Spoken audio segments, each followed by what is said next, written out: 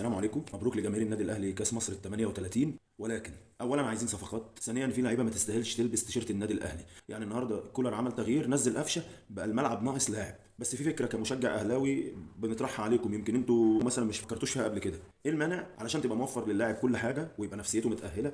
ايه المانع لما تجيب اخصائي اجتماعي او واحد دكتور نفساني يتكلم معاهم في حالتهم النفسيه، دكتور تنميه بشريه يتكلم معاهم، حتى على الاقل هيعرف يخليه عنده انضباط في النفس جوه الملعب. ما يبقاش اللاعب مثال اللي عمله عبد المنعم النهارده مثلا، هيبقى عنده ايه، يعرف يضبط نفسه كويس جوه الملعب. الشناوي لو هو حالته النفسيه مش كويسه اكيد هيبقى شايفه مؤهل للعب في ماتش زي ده، او هيبلغ المدير الفني كولر ويقول له ان فلان وفلان وفلان مش مؤهلين للعب. انت بقى شايفهم فنيا وبدنيا جاهزين للعب، دي حاجه بتاعتك انت ككوتش الفرقه. اما من الناحيه النفسيه انا شايف ان هم دول ايه، مش مؤهلين نفسيا. ساعتها كولر هيبقى الكلام عنده هو بقى. في لعيبه كتير بجد بتستهتر بفانلة النادي الاهلي. احنا مش بنقول عليكم ان انتوا وحشين ولا حاجه، لا، بس انت مش مدي النادي حقه اللي اداك فلوس وخلاك في مكانه كويسه. ومش بنهاجمكم والله، بس بنعتب عليكم. ده مش هجوم، ده عتاب عليكم. واحد زي عبد المنعم، ليه الحركه اللي عملتها النهارده دي؟ ليه الطرد ده اصلا؟ ممكن تصعب الدنيا على فريقك ويجيبوا التعادل وتبقى كارثه. ليه؟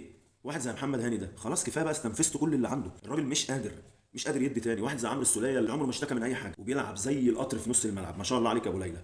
تعب النهارده من كتر المجهود البدني اللي عليه. انت عندك مصطفى شوبير وعلي لطفي، اقسم بالله قد الشناوي 4 مرات، بس انتوا واخدينها بالاسامي. ليه كريستو قاعد لغايه دلوقتي؟ برونو سافيو ده طالما عنده مشاكل في عقده مشيه يا عم واستفيد بفلوسه وجيب حد تاني.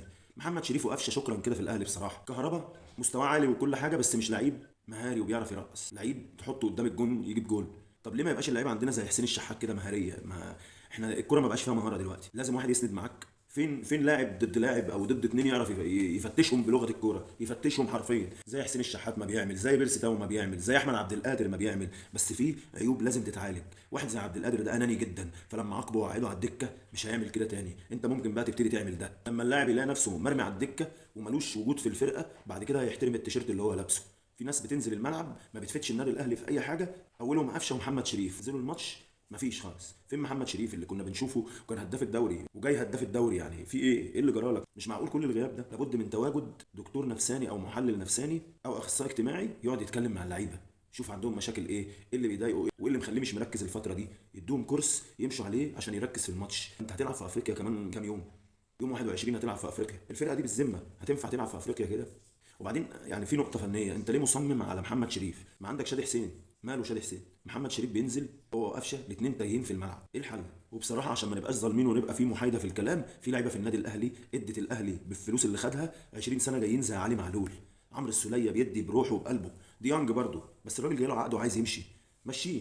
مش خلصت في موليكا؟ خلصت في جاكسون موليكا؟ خلاص هاته بقى وخلاص. مشي ديانج واديك عندك مروان وعندك عمرو السوليه وحمدي فتحي. مش محتاج حاجه تاني، محتاج واحد عليهم بس عشان لو في اصابه ولا حاجه لا قدر الله. عايز بقى تظبط باقي الخطوط والدنيا تبقى تمام. تلعب القندوسي يبتدي. يعني انا اكتشفت ان القندوسي يلعب الاول وبعد كده قفشه ينزل الشوط الثاني. الشحات مش بتاع الشوط الاول خالص. الشحات مش بتاع الشوط الاول، الشحات بتاع ينزل خلص الماتش. برضه ما تجهدوش، يعني النهارده كان تعبان. فانت لازم يكون عندك بدايل. وبعدين انت عندك 5 تغييرات، ابتدي بخطه عاديه. لو لقيت الماتش هيروح منك في الشوط الثاني تكون بادئ بخطه جديده، يبقى في عندك خطه بديله في الشوط الثاني. ويا ريت تجيبوا لنا صفقات عدله، علشان ده برضه مش الاهلي اللي احنا عايزينه. الاهلي محتاج صفقات. مبروك تاني لجماهير النادي الاهلي، الف الف مبروك. وبالمناسبه يعني منك لله يا امين يا عمر، اسوأ حكم شفته في حياتي. ظالم، مرتشي، والرشوه باينه عليك قوي. يعني الكره جايه في ايده، المفروض ضربه جزاء، وقلت اللاعب بيراميدز ان هي جايه في ايده. يعني انت لاعب بيراميدز بيعترض فقلت له جايه في ايدك، ورحت للفار رجعت غيرت رايك. صدره مين؟ مدحت شلبي في التعليق بيقول انا على ما اعتقد ان هي ضربه جزاء، لان الكره عمرها ما هتطلع قدام منه كده الا لما تكون جايه في ايده. لو جت في صدره اتجاهها هيتغير، انما هي خبطت في ايده ونطت قدامه. لكن لو جت في صدره زي ما بتقول هتغير اتجاهها. منك لله. وبرده الفلوس اللي خدتها ما خلتش بيراميدز تاخد البطوله. ورساله لرمضان صبحي، انت يالا بصرم وغلاوي، يالا انت وعبد الله السعيد، يالا عمركم ما هتنجحوا ولا ربنا يكرمكم ابدا. وان شاء الله يا عبد الله يا سعيد بامر الله اصابتك دي تخليك تقعد في البيت تعجز. ان شاء الله يجي لك رباط صليبي زي ما عملت في كريم فؤاد، واعرف ان كما تدين تدان. ان شاء الله باذن الله ما تقومش منها ويبقى رباط صليبي وتبطل كوره على كده، عشان تبطل غل. وانت يا رمضان صبحي ربنا يديك على قد نيتك. بس كده يا اهلاويه. اهلاوي انا والفخر ليا. يوم مكسب الاهلي فرحه وعيد. الاهلي عندي بالحياه.